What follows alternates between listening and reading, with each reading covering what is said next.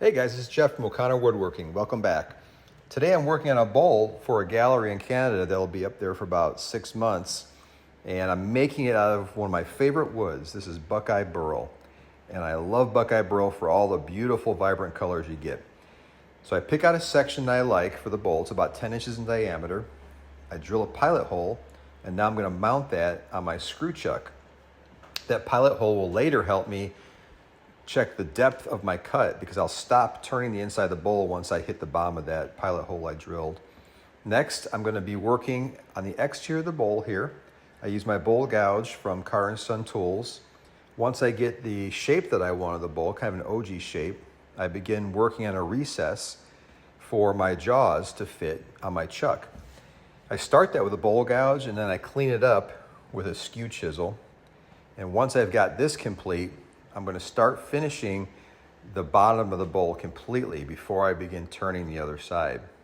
So I'm using oil and wax on this and getting it all complete, and then I mount it onto my chuck. And you see in the back here, I've got that little blue wave there. That's actually a paper towel I've got between the wood and the jaws to protect them a little bit. And I'm using my bowl gouge again to start creating that recess. And I'll keep turning this until that hole in the center disappears. And then I know I'm at the depth that I want to be to finalize the interior of the bowl. And now I'm checking to make sure that I've got the right width. I don't want to go too far out because I want it to be balanced. It's kind of an odd shaped bowl, so I want to make sure I've got the right shape to it.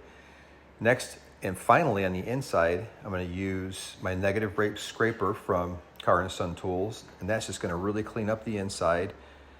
And then I begin the sanding process. I really like drill sanders. I got a sponge at the end of that with the abrasive, so it kind of flexes and doesn't create any dig marks on the bowl that go around.